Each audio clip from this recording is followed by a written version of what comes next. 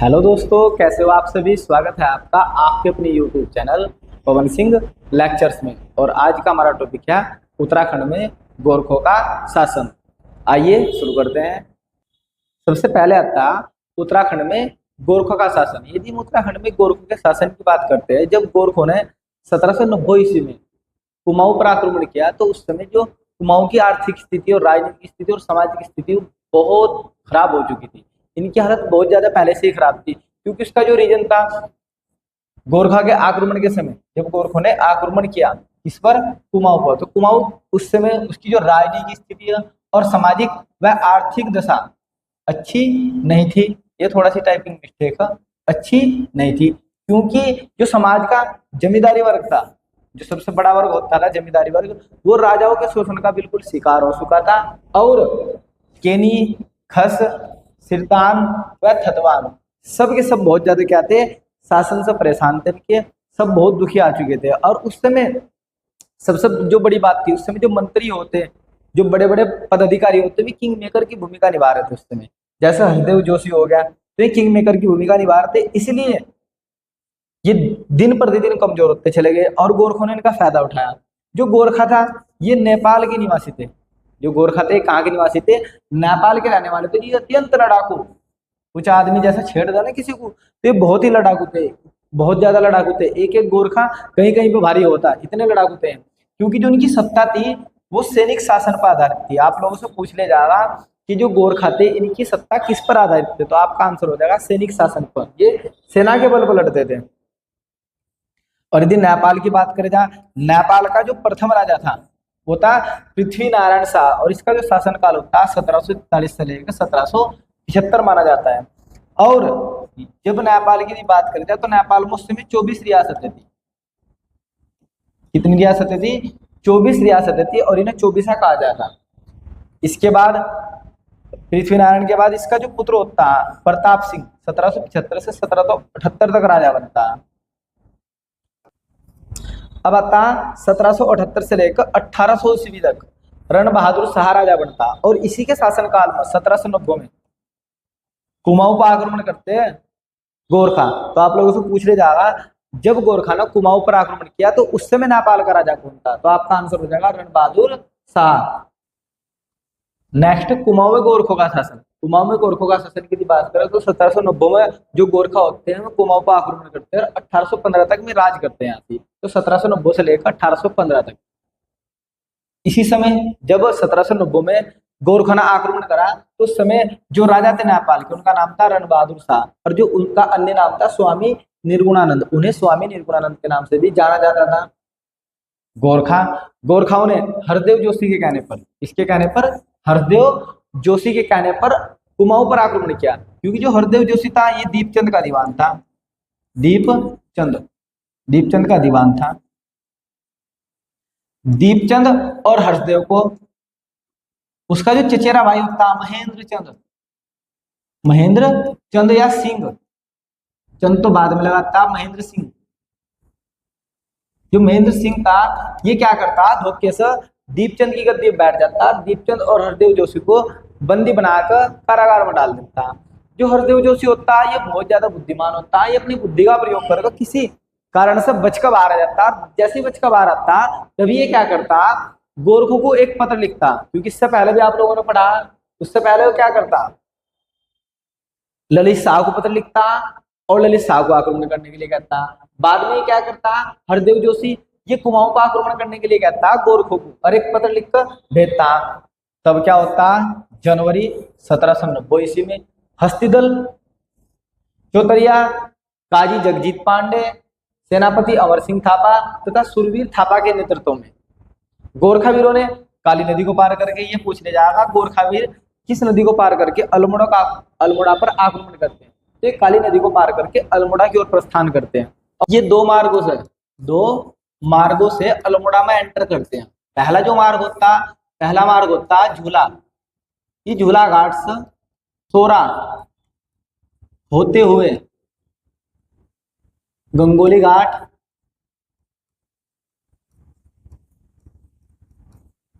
Plus सेरा घाट की ओर बढ़ती है पहली जो टीम होती है। दूसरा जो उनका रास्ता होता ये क्या कहते हैं, सीधा ही बिसुंग, बिसुंग से होते हुए, बिसुंग से होते हुए अल्मोड़ा की ओर बढ़ते हैं, और बढ़ते हैं। जैसे ही ये अल्मोड़ा में एंटर करते हैं तो अल्मोड़ा में चंदो का एक महल होता है, चंदो का चो महल, आप लोगों ने पढ़ा होगा, चो महल का निर्माण करवाया था चंदो ने। चंदो के चो महल में एंट्री लेते हैं। जैसे ही चंदो के चो महल में एंट्री लेते हैं तो जो चो महल के अंदर ही ना उनकी पत्नियां मिलती है, रानियां मिलती है और पुत्रियां मिलती है, उन्हें सबको उठा लेते हैं। ये क्या करते हैं, पत्नियां,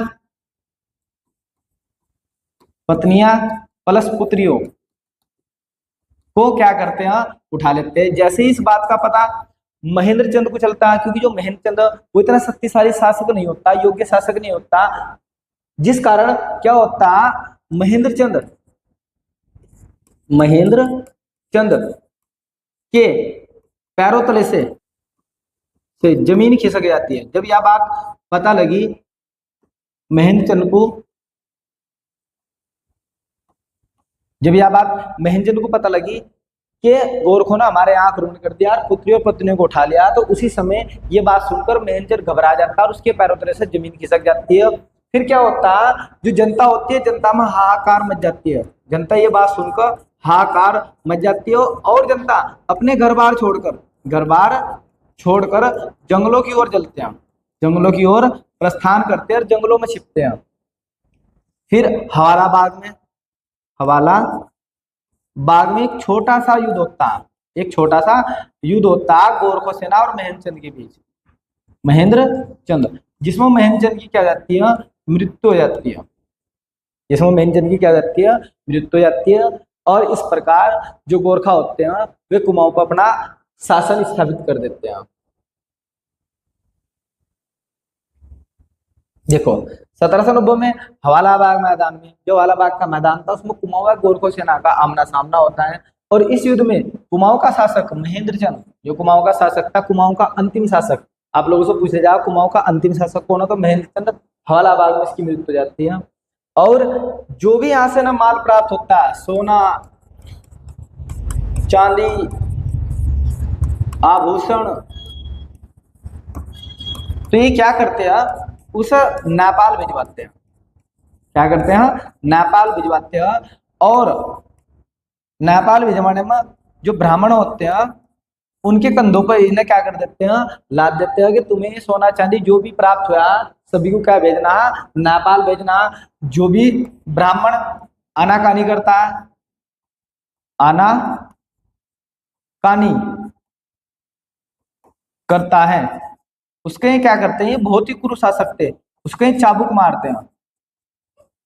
क्या मारते हैं, चाबुक। लेकिन ये अपने शासनकाल में ब्राह्मणों का सम्मान भी करते हैं, ब्राह्मणों का सम्मान करते हैं, लेकिन सभी ब्राह्मणों का नहीं। जो पांडे होते हैं, जो पांडे होते हैं, पांडे प्लस उपाध्याय, जो उपाध्याय लगाते हैं और पांडे लगाते हैं, उनका ये बहुत सम्मान करते हैं। अदरवाइज जो भी अन्य ब्राह्मण होता उसके साथ ये अच्छा व्यवहार नहीं करते, तो याद रखना आप लोगों को। फिर देखो गोरखा गाय और ब्राह्मणों को बहुत ही मानते थे, यानी कि जो गाय होती है और ब्राह्मण होते हैं उन्हें बहुत सम्मान दे होते, लेकिन सभी ब्राह्मणों को नहीं, केवल पांडे और उपाध्याय को ही क्या दे होते, सम्मान दे होते। अदरवाइज ये सबके साथ बहुत कठोर व्यवहार करते हैं।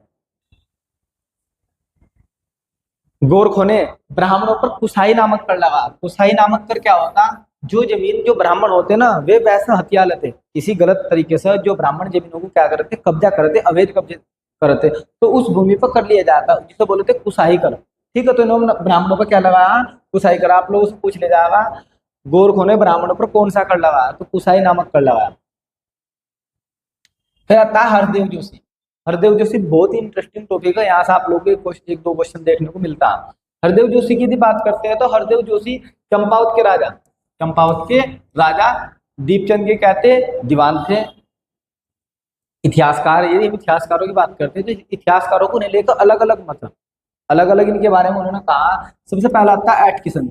एटकिसन बहुत ही अच्छे इतिहासकार है और उन्होंने हरदेव जोशी को स्वार्थी क्या बोल रहा है, स्वार्थी और देशद्रोही कहा? वेरी वेरी मोस्ट इंपोर्टेंट, आप लोगों से पूछ ले जाएगा कि हरदेव जोशी को स्वार्थी या देशद्रोही किसने कहा, तो आपका आंसर हो जाएगा एटकिसन। और कहीं ना कहीं बहुत अच्छी उपाधि दी है, क्योंकि जो हरदेव जोशी थे ये ऐसे ही थे, ये अपने स्वार्थ के चक्कर में होते, स्वार्थ के चक्कर में कभी किसी को बोला कभी किसी को बोला, क्योंकि अपने आप तो कुछ होना नहीं, अपने आप तो से क्योंकि शक्तिशाली है था नहीं, और ये कुछ कर नहीं सकता था। कभी किसी को पत्र लिख कर बुला होता कि मेरे राज्य में समस्या आई, कभी किसी को पत्र लिख कर बुला होता। इसलिए से स्वार्थी भी कहा और देशद्रोही भी कहा, क्योंकि देश में जो अन्य शासक आए ने इसी के कहने पाए।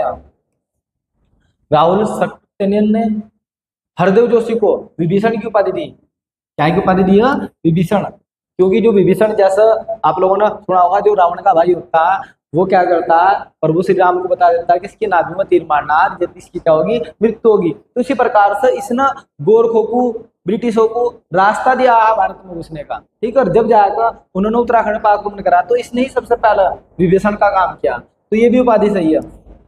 हरदेव जोशी को कुमाऊं का चाणक्य कहा जाता है। आप लोगों से पूछ ले जाएगा कुमाऊं का चाणक्य किसे कहा जाता है, तो ये हो जाएगा हरदेव जोशी। हरदेव जोशी को राज्य निर्माता यानी कि किंग मेकर की उपाधि भी दी गई है, क्योंकि किंग मेकर की भूमिका निभा रहा था, अपने आप खुद शासन नहीं कर रहा था, किसी और को गद्दी बैठा होता, ऐसा चलता था, तो इसलिए किंग मेकर कहा जाता है। नेक्स्ट, जोगामल शाह। यदि हम जोगामल शाह की बात करते हैं, जोगामल शाह जब गोरखों ने अपना शासन स्थापित कर लिया तो उन्होंने सूबेदार नियुक्त किए। तो सबसे पहला कुमाऊं का प्रथम सूबेदार, कुमाऊं का प्रथम सूबेदार किसे नियुक्त किएगा? जोगामल शाह। आप लोगों से पूछ लिया कुमाऊं का प्रथम सूबेदार कौन है, तो जोगामल शाह। कुमाऊं में गोरखों का पहला भू बंदोबस्त मालगुजारी बाबत जो हुआ वो भी इसी के शासन काल में और इसी के समय में पूछ ले जाएगा। भू बंदोबस्त पहला भू बंदोबस्त मालगुजारी बाबत ये किसके शासन काल में आया? तो आपका आंसर हो जाएगा जोगमल शाह। इसने पुराही, पिछवी, सुवांग दस्तूर कर लगाए लोगों पर, तो ये भी आप लोगों से पूछ ले जाएगा। पुराही, पिछवी व सुवांग कर किसने लगाए? फिर हमारा नेक्स्ट आता है काजी नरसाई। कौन आता है? काजी नरसाई। काजी नरसाई के शासनकाल में सबसे जो प्रसिद्ध घटना हुआ मंगल की रात। कौन सी रात भाई? मंगल की रात। आज की रात नहीं, यदि आप सोच रहे हो आज की रात, यह मंगल की रात। ये मंगल की जो रात है ये बहुत ही ज्यादा प्रसिद्ध है, क्योंकि क्या था, इसके कुछ सैनिक कह लो या सिपाही कह लो, कुछ सिपाही पहाड़ियों पर रहने लगते हैं और वहीं विवाह करते हैं। इसके कुछ सिपाही क्या होते हैं, पहाड़ी क्षेत्रों में रहना शुरू कर देते हैं, पहाड़ी क्षेत्रों में रहते रहते वहीं से विवाह करते हैं, विवाह अपना गुर्जर बसर वहीं से चलाने शुरू करते हैं।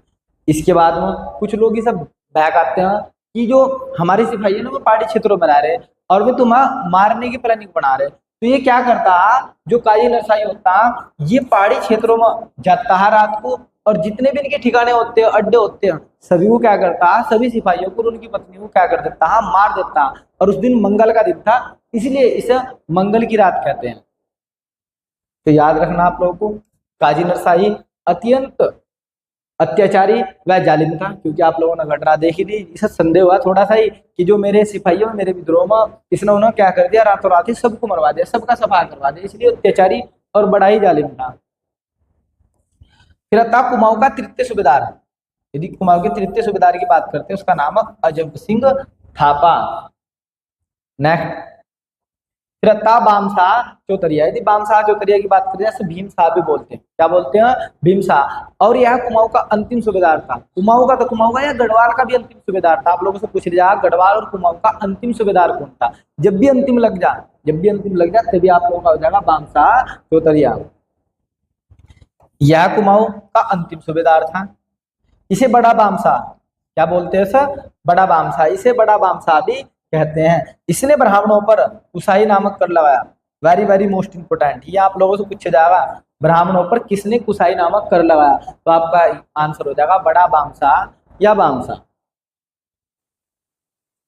नेक्स्ट हमारा टॉपिक रिलेटेड एमसीक्यू, जो बार बार एग्जाम से बनने, कहीं बार एग्जाम से पूछ ली गई repeated question, most important questions आप लोग के। सबसे पहला क्वेश्चन है आंसर, किसने ब्राह्मणों पर कुशाई नामक कर लगाया। मैंने आपको बताया था कुशाई नामक कर, तो काजी नरसाई नहीं, इसके तो मंगल की रात है।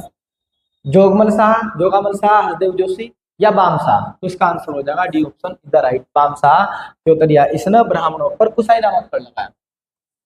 कुमाऊं में गोरखों का पहला भूबंदोबस्त, पहला भूबंदोबस्त, कुमाऊं की बात हो रही, कहाँ की बात हो रही, कुमाऊं की। तो पहला भूबंदोबस्त माल गुजारी बाबत किसके शासनकाल में आया, तो किसके शासनकाल में आया, ये आप लोगों का जोगामल शाह। तो A option is the right answer. Next हो जाएगा, किस इतिहासकार ने हरदेव जोशी को स्वार्थी व देशद्रोही कहा, तो किसने कहा था सर देशद्रोही, एटकिसन ने, किसने कहा है, एटकिसन ने। फिर आता नेक्स्ट क्वेश्चन, कुमाऊं पर गोरखों का आक्रमण के समय, जब कुमाऊं पर गोरखों ने आक्रमण किया तो उस समय नेपाल का राजा कौन था, नेपाल का राजा कौन था, तो कौन था आप लोगों का, रण बहादुर शाह। कौन था, रण बहादुर शाह, क्योंकि 1778 से लेकर 1800 ईस्वी में इसका शासन होता है, 90 में आक्रमण होता। फिर था कुमाऊं का प्रथम गोरखा सूबेदार, यदि हम बात करते हैं कुमाऊं का सबसे पहला गोरखा सूबेदार कौन था, तो आंसर हो जाएगा जोगामल शाह। कुमाऊं व गढ़वाल का अंतिम सूबेदार कौन था, कुमाऊं और गढ़वाल में, तो कौन था, बामशाह, जिसे बड़ा बामशाह भी कहते हैं। गोरखाकालीन नेथड़ा का किला कहाँ स्थित है, ये कहाँ, थोड़ा सा टाइपिंग मिस्टेक, तो नेथडा आप लोगों को याद रखना, डा और डाई जिसमें आएगा वही आंसर। तो अल्मोड़ा नेथडा रिलेट करके पढ़ियो, अल्मोड़ा और नेथड़ा। तो नेथड़ा किला बहुत पूछा था, तो कहाँ से है, अल्मोड़ा वहां है किला। अब नेक्स्ट आता मंगल की रात की घटना का संबंध किस गोरखा सूबेदार से, तो किस गोरखा सूबेदार से था, नरशाही, लोगों को मारा था नरशाही, नर को मारने वाला नरशाही। गोरखा वीरों ने किस नदी को पार करके, यहाँ पे पार करके अल्मोड़ा की ओर प्रस्थान किया था, तो किसने किया था, कौन सी नदी थी वह, यमुना नदी नहीं, गंगा नदी नहीं, कौन सी नदी थी, काली नदी। तो C is the right answer. Next आता हमारा, कुमाऊं में गोरखों का शासन कब शुरू हुआ, कब स्थापित होता, तो कब होता कुमाऊं में गोरखों का शासन, 1790। तो ए इज द राइट आंसर। आज की वीडियो में इतना ही। यदि आपको हमारी यह वीडियो पसंद आई हो तो आप हमारे YouTube channel Pawan Singh lectures को जरूर सब्सक्राइब करें, लाइक करें, कमेंट करें और शेयर करें। Thanks for watching this video.